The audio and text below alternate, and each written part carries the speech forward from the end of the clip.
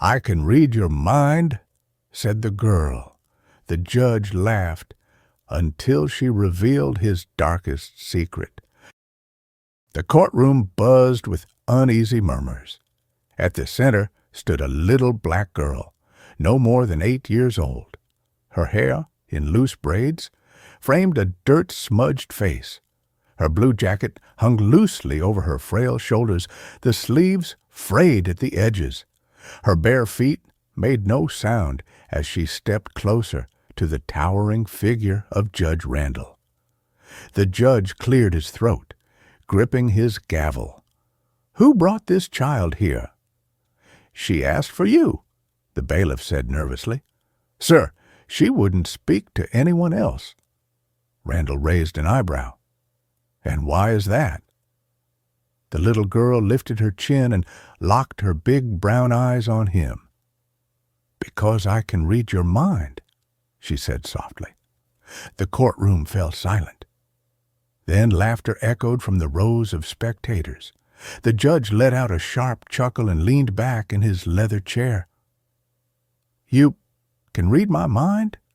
That's cute, little one, but this isn't a stage for childish games."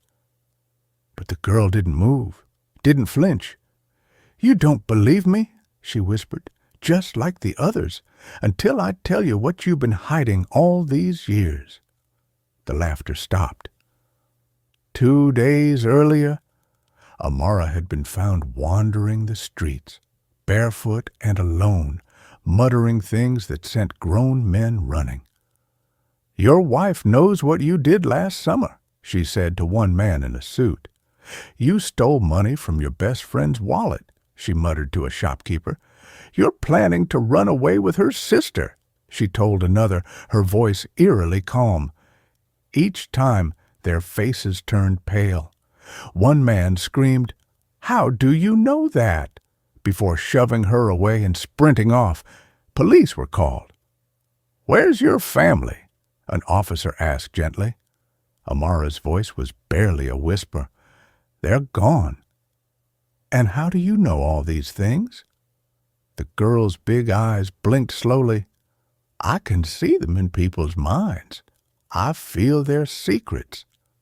"She's delusional," one cop muttered. But when Amara turned to him and said, "You're still wearing her perfume, aren't you? The woman you see every Thursday?"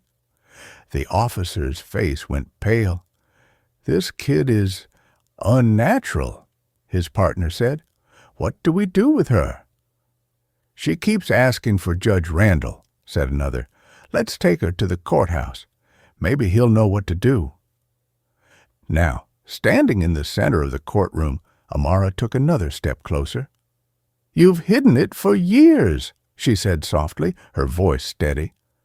"The thing you did. The one that still makes you wake up at night in sweat." Randall's smirk faltered for just a second. "You're lying," he said sharply. "You're just a scared little girl trying to get attention." Amara raised her small hand and gently placed it on the crown of his head. Gasps rippled through the courtroom. "Don't touch the judge," a lawyer hissed. But Amara didn't move her hand.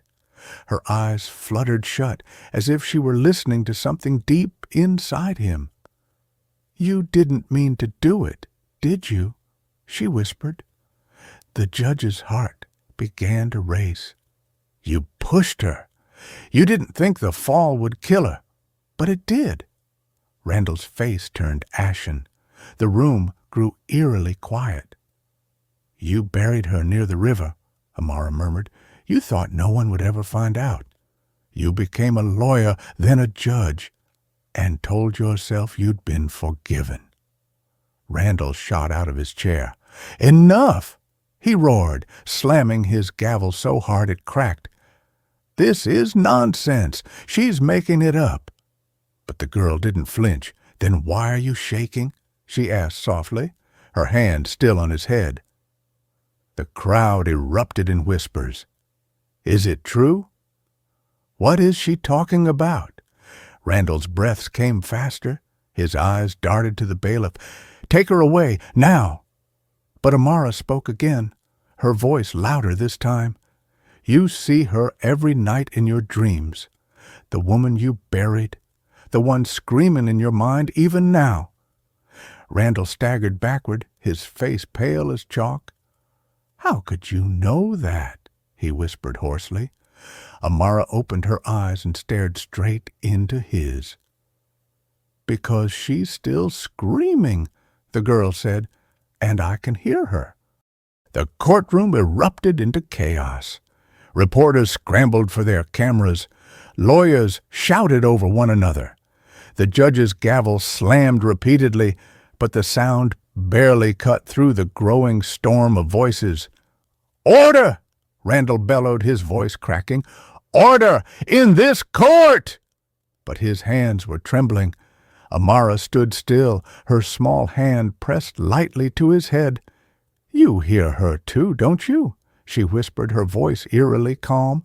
Her voice, her cries, the way she begged you to stop. "Lies!" Randall roared, his face flushed red as sweat dripped down his temple. "This child is manipulating you all. I've never hurt anyone." Amara tilted her head, her braids brushing her shoulders. "Then why can I see her?" The judge froze. "You buried her near the riverbank," Amara continued, her eyes narrowing. "You thought the current would take her body, but the soil was thick. You covered her with rocks." Randall's legs wobbled.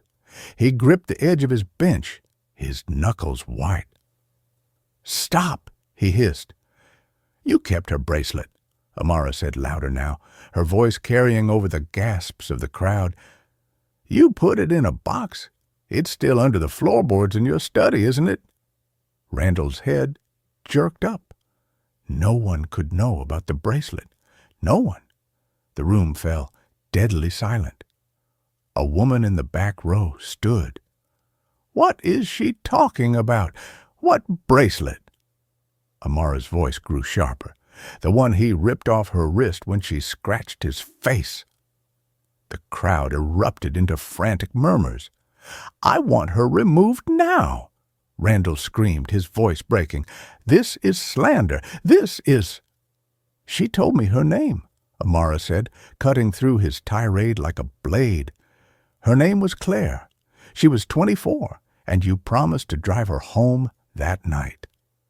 Randall's mouth fell open. "She trusted you?" Amara said softly. "But when she said no, you lost control. You pushed her. And when she stopped breathing, you panicked. You thought no one would ever find out." Suddenly, Amara gasped and staggered back, clutching her head. "She's screaming again!" the girl cried. "Her voice, it's louder now. She says she won't stop until the truth comes out." The judge backed into his chair, his hands trembling violently. I didn't mean to," he choked out. "I didn't mean to hurt her. It was an accident." The room went silent. Every eye in the courtroom turned to Randall as he fell to his knees. "Claire was my sister," a young man in the audience shouted, tears streaming down his face. "You told us she ran away. You monster!" Reporters shoved forward with microphones. Lawyers scrambled to hold them back. Amara slowly lowered her hand. "Her voice is gone now," she said quietly. "She says she can rest."